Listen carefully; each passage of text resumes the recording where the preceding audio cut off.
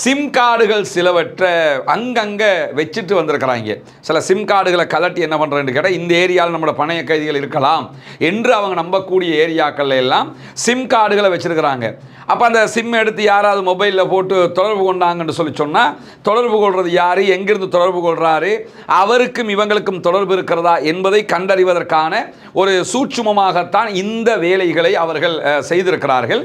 ஆனால் அந்த நேரத்திலேயே பாலஸ்தீன விடுதலை அமைப்பு இப்படியான சிம் கார்டுகளை எல்லாம் எடுத்து வச்சுக்கிட்டாங்க.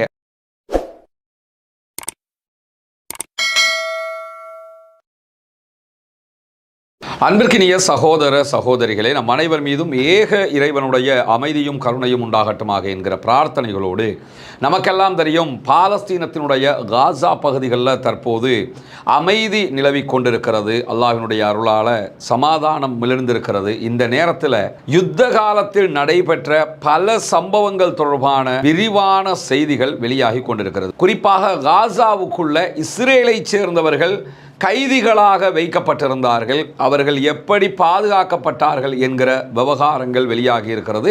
அதற்கான ஒரு தனி படைப்பிரிவையே பாலஸ்தீன விடுதலை அமைப்பினர் 2000களுக்கு பிற்பட்ட காலங்களில் உருவாக்கி இருக்கிறார்கள். இஸ்ரேலை சேர்ந்த ஒரு கைதி கிலாட் ஷாலிட் என்கிறவர் கைது செய்யப்படுகிறார்.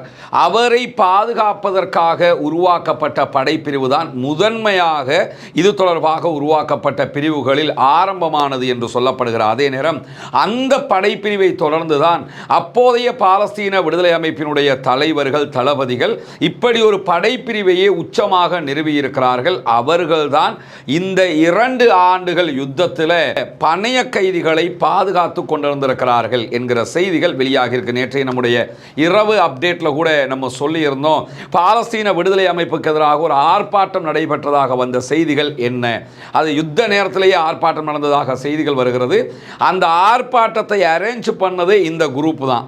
பாலஸ்தீன விடுதலை அமைப்புக்கு எதிரான ஆர்ப்பாட்டம் மாதிரி காட்டி இஸ்ரேலிய ஆக்கிரமிப்பு இராணுவத்தை திசை திருப்பிவிட்டு ஆர்ப்பாட்டத்தில் மக்களோடு மக்களாக பாலஸ்தீன விடுதலை அமைப்பினுடைய இந்த பாதுகாப்பு பிரிவு மஃப்டியில் கலந்துக்கிட்டு வடக்கு காசாவில் இருந்த இஸ்ரேலுடைய கைதிகளை மக்களோடு மக்களாக தெற்கு காசா வரைக்கும் ஆர்ப்பாட்டம் நடத்தியே கொண்டு வந்து சேர்த்திருக்கிறார்கள். இப்படியான பல விவகாரங்களில் கைதேர்ந்தவர்களாக இந்த குழு செயல்பட்டு வருகிற அதே நேரத்தில் நமக்கெல்லாம் தெரியும், தற்போது பாலஸ்தீனத்துக்குள்ள பாலஸ்தீன விடுதலை அமைப்புக்கு எதிராக இஸ்ரேலால் உருவாக்கப்பட்ட உள்நாட்டு துரோக குழு ஒன்று செயல்பட்டு வருகிறது. அவர்களை மொத்தமாக பிடிப்பதற்கு அழிப்பதற்குரிய ஏற்பாடுகளை பாலஸ்தீன விடுதலை அமைப்பினர் செய்து வருகிறார்கள். அமெரிக்க அதிபர் டொனால்ட் ட்ரம்ப் கூட பாலஸ்தீன விடுதலை அமைப்பினுடைய இந்த செயல்பாட்டை பாராட்டி இருக்கிறார். இந்த நிலையில் ரதா என்கிற ஒரு தனிப்படை பிரிவை அறிமுகப்படுத்தி இருக்கிறது பாலஸ்தீன விடுதலை அமைப்பு. இந்த படைப்பிரிவு தான் இந்த துரோகிகள் கும்பலை தேடி அலைகிறது. அவர்களுடனான சண்டைகள், அவர்களை உயிரோடு பிடிப்பது, இது தொடர்பான அத்தனை காரியங்களையும் அதற்காக நிறுவப்பட்டிருக்கக்கூடிய தனியான படைப்பிரிவு தான் செய்து வருகிறது. இங்க என்ன யோசிக்கணும்னு கேட்டா, பாலஸ்தீன விடுதலை அமைப்பை சதைச்சிட்டோம், அவங்க கிடையாது என்றெல்லாம் இஸ்ரேலிய பிரதமர் பெஞ்சமின் நெதன்யாகு மார்தட்டி பேசிக் கொண்டிருந்த நிலைகள் மாறி தற்போது ஒவ்வொன்றுக்கும் தனித்தனி படைப்பிரிவுகளையே அறிமுகப்படுத்தி கொண்டிருக்கிறார்கள் பாலஸ்தீன விடுதலை அமைப்பை சேர்ந்தவர்கள் என்கிற நிலையில் இன்றைக்கு வெளியாகி இருக்கக்கூடிய இன்னும் ஒரு முக்கியமான செய்தி என்னன்னா, பாலஸ்தீன விடுதலை அமைப்பிடத்தில் இருக்கக்கூடிய பணைய கைதிகளை எப்படியாவது அடையாளம் காண வேணும், அவங்களோட தொடர்பு கொள்ளணும் என்கிறதுக்காக இந்த யுத்த காலங்களில் நிறைய கோல்மால் வேலைகளை இஸ்ரேலிய ஆக்கிரமிப்பு இராணுவம் செய்திருக்கிறது.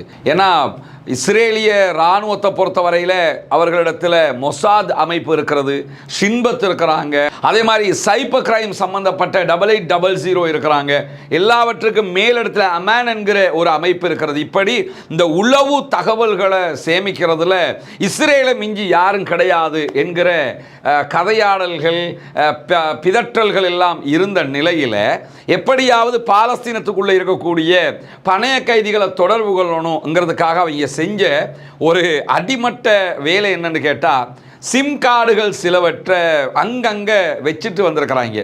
சில சிம் கார்டுகளை கலட்டி என்ன பண்ணுறேன்னு கேட்டால், இந்த ஏரியாவில் நம்மளோட பணைய கைதிகள் இருக்கலாம் என்று அவங்க நம்பக்கூடிய ஏரியாக்கள் எல்லாம் சிம் கார்டுகளை வச்சுருக்கிறாங்க.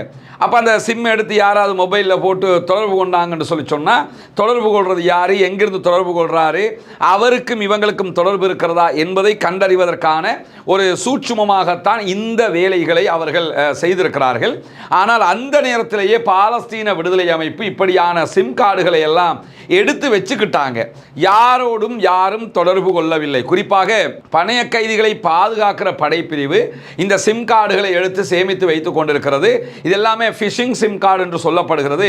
இந்த சிம் கார்டுகள் மூலமாகத்தான் யுத்த நிறுத்தம் வந்ததற்கு பிறகு கடந்த திங்கட்கிழமை பணைய கைதிகள் விடுதலை நடைபெற்றது. இந்த விடுதலை நடைபெறுவதற்கு சற்று நேரத்துக்கு முன்பதாக இந்த சிம் கார்டு எல்லாமே ஆக்டிவேட் பண்ணப்பட்டிருக்கிறது. எப்படி ஆக்டிவேட் ஆகுதுன்னு கேட்டால், யாரெல்லாம் பணைய கைதிகளை வச்சுக்கிட்டு இருந்தாங்களோ அந்த 20 குழுக்கள் அவங்க என்ன பண்றாங்கன்னா இந்த 20 சிம் கார்டுகளை ஆக்டிவேட் பண்றாங்க.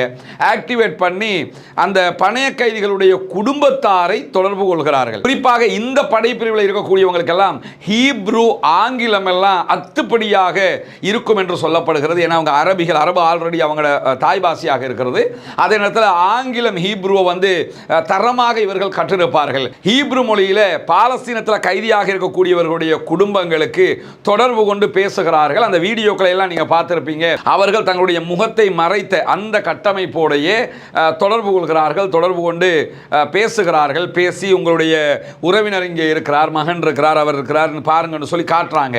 காட்டுறது மட்டுமல்லாம இதை ரெக்கார்ட் பண்ணி நீங்க ஊடகங்களுக்கு கொடுங்க அப்படிங்கிறாங்க. அவங்களும் என்ன பண்றாங்கன்னு கேட்டா அதை அப்படியே ஸ்கிரீன் ரெக்கார்ட் பண்ணி அங்க இருக்கக்கூடிய ஊடகங்களுக்கு கொடுக்கிறார்கள். இஸ்ரேலுடைய பல ஊடகங்களும் இப்படியான வீடியோக்களை வெளியிட்டிருந்தது. இந்த இடத்துல பாலஸ்தீன விடுதலை அமைப்பினருடைய இந்த கைதிகளை பாதுகாக்கிற படைப்பிரிவு இஸ்ரேலில் இருக்கக்கூடிய பணைய கைதிகளுடைய குடும்பங்களை தொடர்பு கொண்டது. காசாவில் அவங்க வைத்துக் கொண்டிருந்த சிம் கார்டால இல்லை, இஸ்ரேலை அங்கங்க விட்டுட்டு போன சிம் கார்டுகளை சேமிச்சு வச்சு அந்த சிம் கார்டு ஊடாகத்தான் தொடர்பு கொண்டு நாங்கள் நலமாக இருக்கிறோம் பாருங்கன்னு சொல்லி பேச வச்சிருக்கிறாங்க என்கிற செய்திகள் வெளியாகி இருக்கிறது. மொத்தத்தில் யாரெல்லாம் உலகத்தில் ஜாம்பவான் இராணுவம் என்று சொல்லிக்கிட்டு இருந்தாங்களோ அவங்க செஞ்ச எல்லா வேலையை பார்க்கும் போதும் ஒரு ஈத்தவத்தனமான வேலைகளாக இருக்கிறது. அதையெல்லாம் அழகாக முறையடித்து ஒரு சிறப்பான இராணுவத்தனத்தை வெளிப்படுத்தி இருக்கிறது. பாலஸ்தீன விடுதலை அமைப்பு என்பது இப்போது பார்க்கிற போது பல கட்டங்களில் புரியக்கூடிய ஒன்றாக இருக்கிறது. தொடர்ந்து இணைந்திருங்கள். பாலஸ்தீனம் மற்றும் சர்வதேசம் தொடர்பான பல செய்திகளை உங்களோடு பகிர்ந்து கொள்ள தயாராக இருக்கிறோம். பாலஸ்தீனம் வெற்றி பெற வேண்டும், பாலஸ்தீனம் சுதந்திரம் அடைய வேண்டும், பாலஸ்தீன மக்களும் நம்மை போன்ற நிம்மதியானவர்களாக மாற வேண்டும், வாழ வேண்டும் என்கிற உயரிய பிரார்த்தனைகளோடு முடித்துக் கொள்கிறேன். வாஹிரு தஅவானா அல்ஹம்துலில்லாஹி ரப்பில் ஆலமீன்.